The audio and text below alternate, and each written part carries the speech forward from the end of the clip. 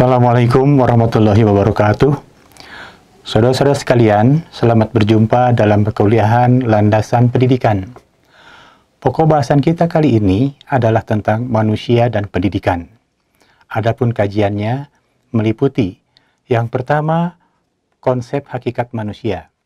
Kedua, prinsip-prinsip antropologis sebagai asumsi, keharusan, dan kemungkinan pendidikan.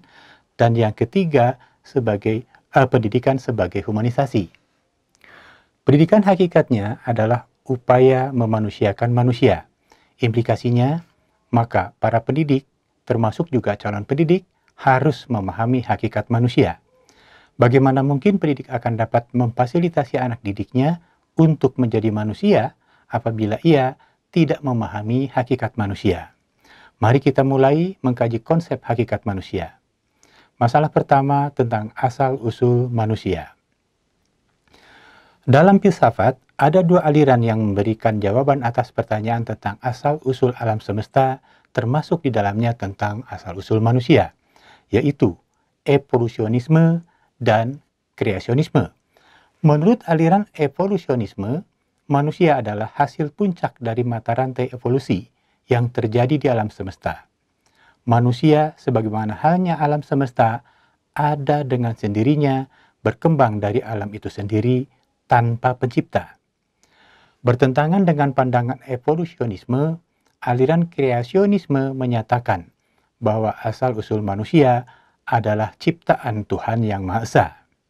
Memang tak dapat dipungkiri bahwa evolusi terus berlangsung di alam semesta, tetapi tentunya kita menolak pandangan yang menyatakan adanya manusia di alam semesta semata-mata sebagai hasil evolusi dari alam itu sendiri tanpa pencipta.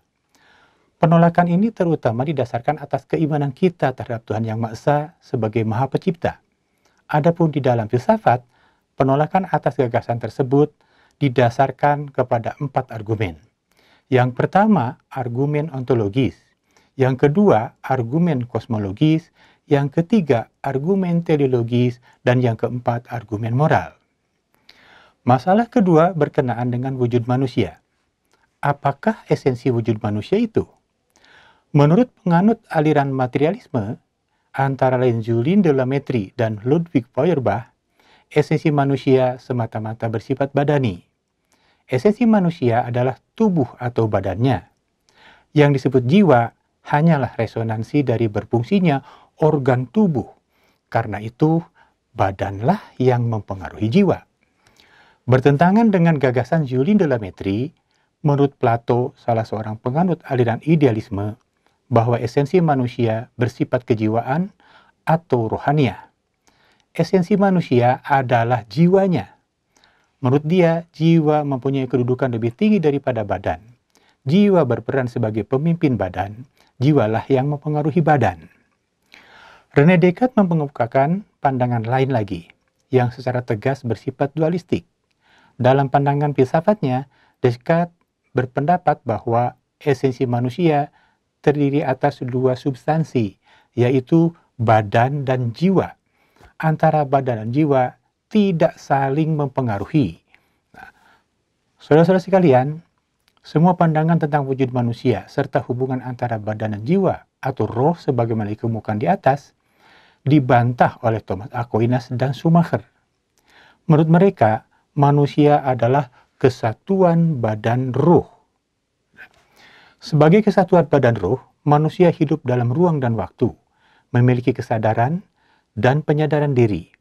Manusia mempunyai berbagai kebutuhan, insting, nafsu, serta mempunyai tujuan hidup. Manusia mempunyai potensi untuk beriman dan bertakwa kepada Tuhan Yang Maha Esa, dan potensi untuk berbuat baik.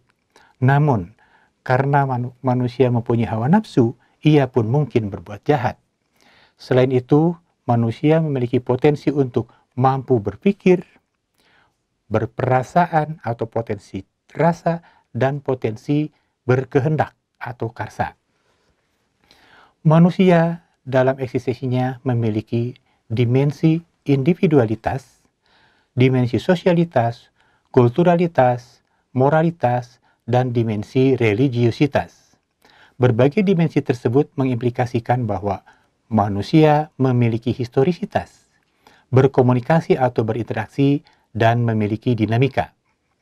Manusia adalah individu, artinya manusia adalah satu kesatuan yang tak dapat dibagi, memiliki perbedaan dengan yang lainnya sehingga bersifat unik, dan sebagai pribadi manusia hakikatnya adalah subjek yang otonom.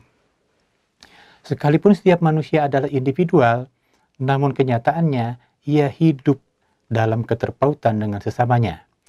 Melalui hidup dengan sesamanya, manusia dapat mengukuhkan eksistensinya. Terdapat hubungan pengaruh timbal balik antara individu dengan masyarakatnya. Sebab itu, maka Aristoteles menyebut manusia sebagai makhluk sosial. Manusia memiliki inisiatif dan kreatif dalam menciptakan kebudayaan. Ia hidup berbudaya dan membudaya. Kebudayaan bukan sesuatu yang ada di luar manusia, melainkan meliputi perbuatan manusia itu sendiri, bahkan manusia baru menjadi manusia karena dan bersama kebudayaannya. Selain memiliki dimensi keberbudayaan, manusia adalah makhluk bermoral. Sebabnya, manusia memiliki kata hati yang dapat membedakan antara baik dan jahat. Selain itu, manusia juga memiliki dimensi keberagamaan.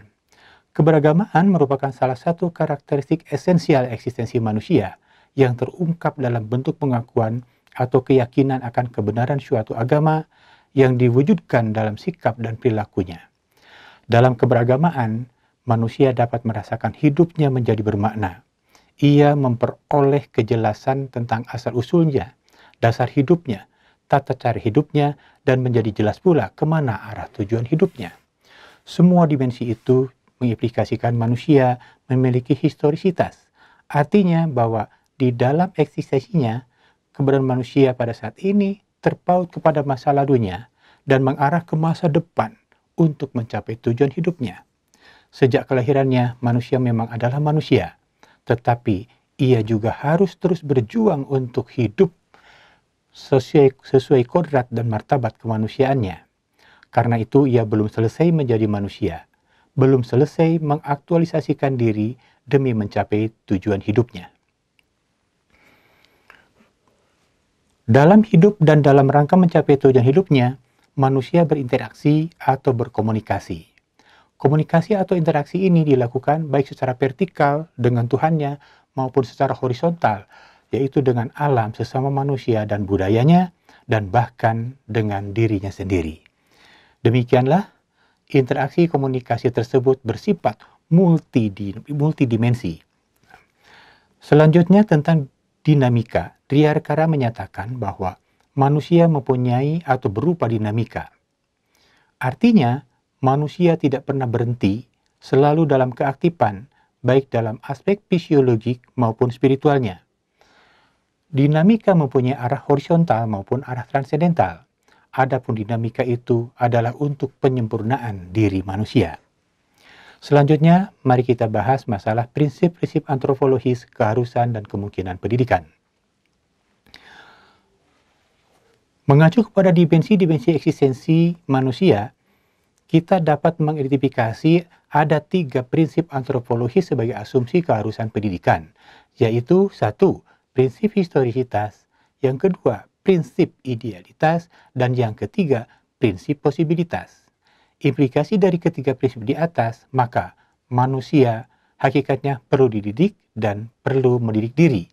Sebab itu, Langepel memberikan identitas kepada manusia sebagai animal educandum. Artinya, manusia adalah hewan yang perlu dididik.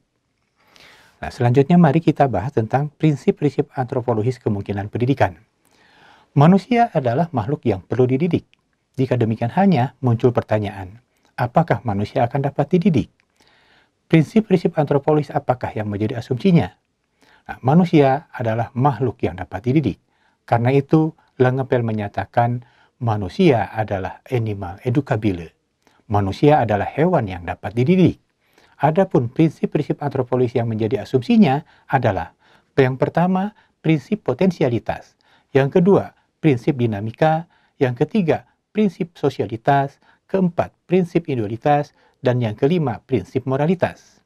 Saudara-saudara, mari kita lanjutkan dengan pembahasan manusia sebagai pendidikan sebagai humanisasi. Telah kita pahami bahwa manusia adalah makhluk yang perlu dididik dan dapat dididik. Lalu, apakah pendidikan itu? Nah, eksistensi manusia tiada lain adalah untuk menjadi manusia. Inilah tugas yang diembannya. Sehubungan dengan ini, Jasper menyatakan, ada sebagai manusia adalah menjadi manusia. Adapun manusia akan menjadi manusia hanya melalui pendidikan. Implikasinya, maka pendidikan tiada lain adalah humanisasi atau upaya memanusiakan manusia.